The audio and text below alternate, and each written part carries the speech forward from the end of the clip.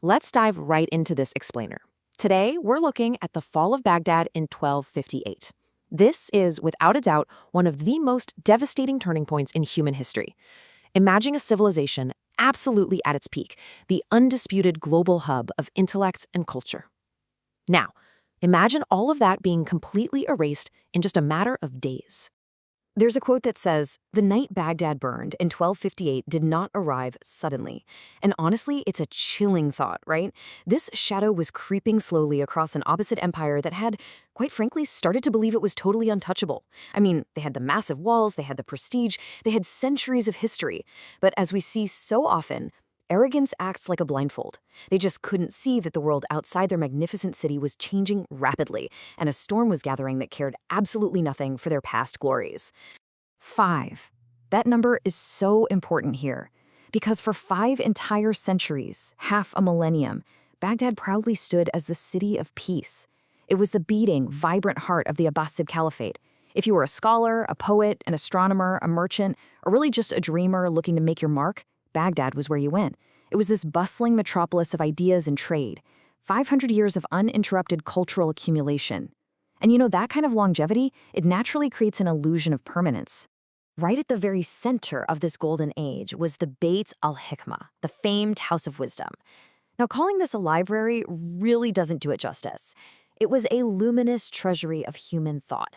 Think of it more like the ultimate data center of the ancient world. It's actually hard to wrap your head around the sheer scale of what was stored here. We're talking about the gathered, translated, and accumulated knowledge of Greece, Persia, India, Arabia, mathematics, medicine, philosophy, astronomy. It was all right there. And this is absolutely crucial to understand. This wasn't just Baghdad's wealth. This was humanity's collective memory bank, sitting right there in the city center. But while Baghdad was studying the stars, a creeping dread was moving in from the east. The Mongol Empire, led in this specific campaign by the formidable Hulagu Khan, was expanding like an unstoppable tide across Asia. They were swallowing entire kingdoms with terrifying speed. And Hulagu wasn't just on some random raiding mission. He was specifically tasked with crushing the last great seat of Abbasid power. So this storm wasn't just approaching. It was highly organized, heavily armed, and laser-focused on the city of peace. And as you can see from how this played out, it wasn't a chaotic, disorganized attack at all. It was a terrifyingly methodical strangulation. After 5 centuries of peace, it took only 4 weeks for the Mongols to completely isolate the city, divert the rivers, and cut off all supplies. The Tigris River, which had literally been the lifeblood of Baghdad's prosperity, suddenly became a barrier trapping the people inside. Famine set in fast. Just 3 days before the end, the normally bustling streets grew dead silent. And then, in the final hour, the catapults were primed. The fatal contrast in leadership during those final days is just stunning. On one side, you have the caliph, almost awesome. He's paralyzed by fear but also suffering from this deep overconfidence in his city's walls. As the starvation set in, he hesitated. He just couldn't decide whether to fiercely resist or humbly negotiate. And on the other side, Hulagu Khan. Calculated brutality and terrifying efficiency. The Khan didn't hesitate for a second. He brought in advanced siege machines that had been perfected across dozens of conquered lands, battering rams and siege towers, rising even higher than Baghdad's own walls. Ultimately, the caliph's hesitation would cost his people everything. When the final assault actually kicked off, the kinetic violence was unimaginable. Accounts say the earth itself seemed to tremble. The Mongols unleashed those massive siege engines, hurling burning projectiles straight over the ancient walls. Fire spread through the city's intricate districts way faster than any bucket brigade could ever hope to extinguish it. Just like that, this jewel of civilization, this city of poets and philosophers, transformed into a nightmare battlefield of choking smoke, crumbling stone, and screaming citizens. Defenses that had stood firm for centuries collapsed in a matter of days. And I really want to emphasize this point. This was not your traditional conquest. Usually, an invading army wants to keep a city somewhat intact, right? So they can rule it and collect taxes. Not Hulagu Khan. This was the complete and utter unmaking of a dynasty. First, the mighty defenses were breached almost effortlessly. Then, the caliph was captured alive and actually forced to stand there and watch as his magnificent city was consumed by his enemies. Finally, Abbasid authority, the symbolic center of the entire Islamic world, ended right there in absolute humiliation. And then came the fire. You know, the exact same ruthless Mongol discipline that made their army unstoppable on the battlefield also made their destruction of the city incredibly methodical. They systematically stripped the great palaces of all their gold, silks, and jewels. Every single home was emptied out. They took anything of material value. But the true tragedy of 1258, the reason we are still talking about this event today, wasn't the loss of gold. Once the looting was done, they moved on to their most devastating target.